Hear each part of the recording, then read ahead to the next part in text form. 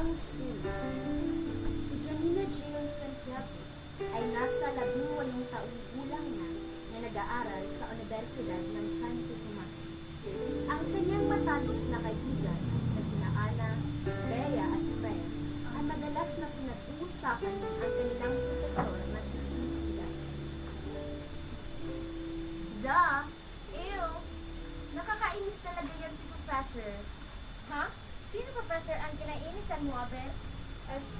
Kinainisan o may special police ka sa kanya? Kinakailangan ko bang itanong yan? Hindi sino pa si Sir CTS? Ang taong napakabaduy kong manamit. Pang-iipis ang mga outfits. Palagi pang nakasuot ng shade. Ew! Halata naman hindi bagay sa kanya. At ito pa, palagi niyang pinagmamayabang yung sasakyang mukha ng ang pagong pa kung tumakbo. Oo nga no, napag-weirdo nga si Sir. Biruin mo, ayaw ipaalam sa atin ang tunay na pangalan. Tawagin lang daw siyang Sir CTS. Halika na, Jane, Bea at Ana. Paborito na nating professor ang susunod. Si Sir CTS na. Ikaw talaga? Gaga? Halika na nga, baka malate pa tayo pagtripan na naman ako.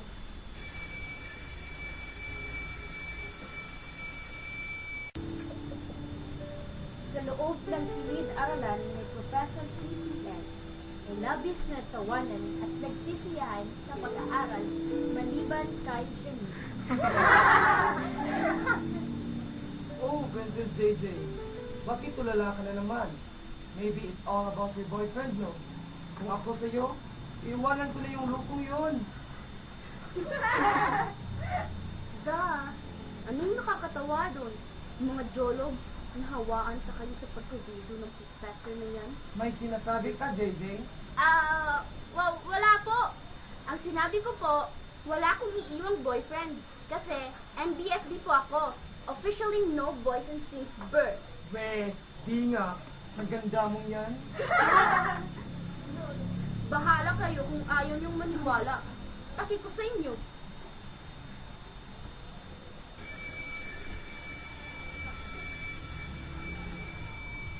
Alam mo, Janina, hindi ko talaga ganong mag-gets ka.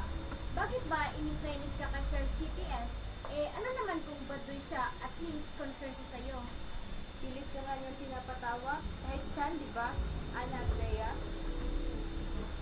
Oo nga, Janina. Masalubong ka man sa labi o sa silid-aral, pinapatawa mo pa rin. Bakit nga ba? Ewan ko nga rin, hindi ko maintindihan ang sarili ko. Bakit nga ba? Marahil, tuwing nakikita ko siya, naalala ko ang daddy ko na good for nothing. Iniwan niya kami ng mami ko nung 5 years old pa lang ako. Sinabi ng mami, nakakita raw ang daddy ng mas bata na naging churida. Kaya hayun, iniwan kami.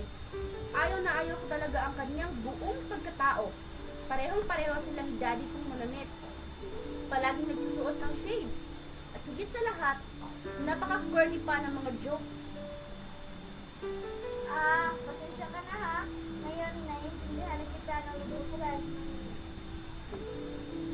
Oo nga, pasensya ka na ha.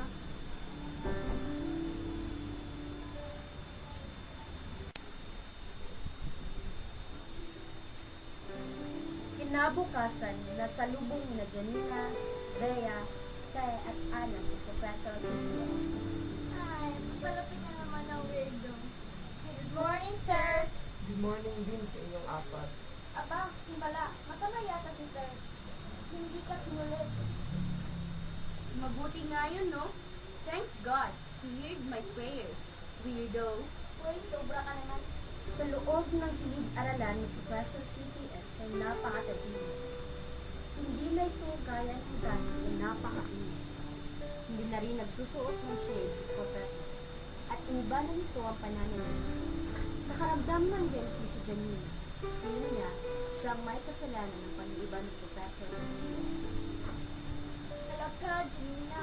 Mukhang narinig na yung hiling mo. Tingnan mo ang kamay na ni sir. Iba na ang harap mo ang professor. Huh? Mas mabuti nga yun eh.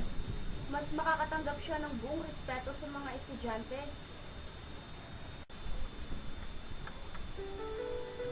Dumating ang kinabukasan, ikalawa, tatlo, sunod-sunod ang pagliban ng klase ng Professor CPS. Ang pangyayaring ito ay lubos na nagbigay ng pagkagulo kay Janina. Sa ikapat na araw, may natanggap na kahon si Janina galing sa kanyang profesor. Laking gulat niya nang malaman ang nasa loob nito. Nakita niya ang mga larawan nung baby pa siya hanggang 5 taon. Nakita niya ang isang sulat. Ito ang nilalaman. Mahal kong Janina Jane Santiago. Pasensya ka na ha kung palaging ikaw yung napagpilipan ko. Pasensya ka na din kung nakakainis yung outfit ko at nakakajolong spa. Marahil nagtataka ka kung bakit nalaman ko ang mga ito. Naiwan mo kasi yung diary mo kung kaya nabasa ko. Pasensya ka na kung nakakainis yung pagkatao ko. Akala ko kasi gusto mo ang pagiging ganito ko. Ginagawa ko ang lahat, mapasaya ka lang. Marahil nagtataka ka kung bakit ginagawa ko ang mga ito. Para ka kasing si Princess JJ ko na nawalay sa akin ng 5 taong gulang pa lamang siya. Napakasakit pa nito, nawalay siya sa akin ng mismong kaarawan ko. Inutil na kasi ang tingin ng nanay niya sa akin.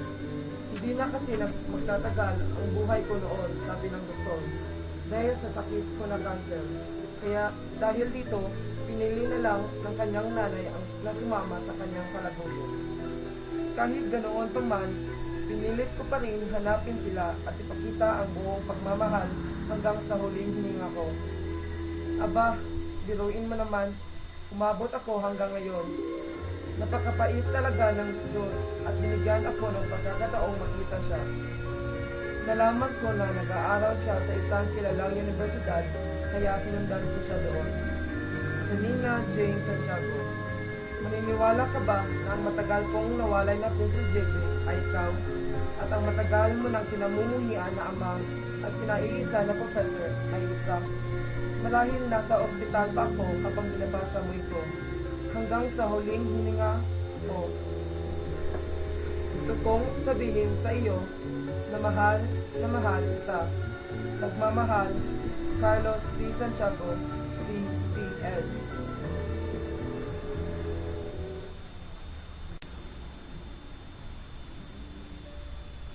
Pagkatapos mabasa ni Janina ang sulat, dali-dali siyang umuwi sa kanilang bahay upang ipaalam ang naghahalong emosyon at katotohanan na kanyang nalaman. Mami, nakita ko na po si Daddy. Daddy? Imposible. Patay na yun. Hindi pa po siya patay. Eh ano naman ngayon kung buhay pa siya? Ang daddy mong walang kwenta. Mas na pa ang kanyang tirida kaysa sa ating pamilya. Ikaw ang walang kwenta, Mami. Alam ko na alam mo ang tunay na katotohanan kung bakit siya nawala sa ating pamilya. Patawad anak, para sa kinabukasan ng ating pamilya ang aking ginawang desisyon. Pamilya? O para sa sarili mong kasiyahan? Hindi na importante yan. Mahala ka na! Kailangan ko siyang puntahan sa ospital ngayon! Pumunta si Janina sa ospital. Nurse! Nasaan po ba nakakonfine si Carlos D. Santiago? Ma'am, nasa ICU po siya ngayon. Nasa itaas. Agad-agad na pumunta si Janina sa ICU. Daddy! Daddy! Sorry po ma'am, hindi po pwedeng pumasok. Daddy! Doc! Kumusta na po ba ang kalagayan ng daddy ko? Patawad po sa sasabihin ko. Dahil tanging milagro na lang ang makapagliligtas sa iyong daddy. Ano? Kailangan ko pong pumasok! Doc, ang pasyente. Oh, sige. Dok, pwede po bang kapasukin ang anak ko? Ma'am, tinawag po kayo ng daddy mo. Daddy! Daddy! Anak, patawarin mo ako sa aking nagawa. Okay lang po yung daddy. At sana din po mapatawad mo ako. Anak, balik talaga ako ng nga.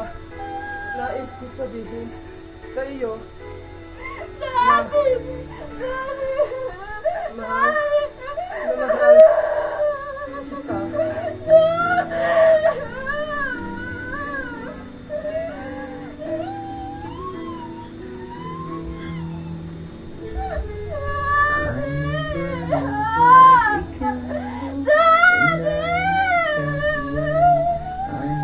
Namatay ang kanyang ama sa piling ng kanyang natatanging na anghel sa kanyang buhay, ang kanyang anak.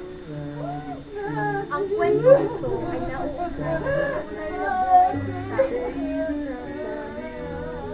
Minsan, nalalagay tayo sa mga sitwasyon kung saan ang mga maling akala ay siyang nagpapakulan sa atin sa katotohanan. Kung kaya, hanggat may bukas, may pag-asa, huwag aksayahin. Gamitin ito para sa ikalimutan.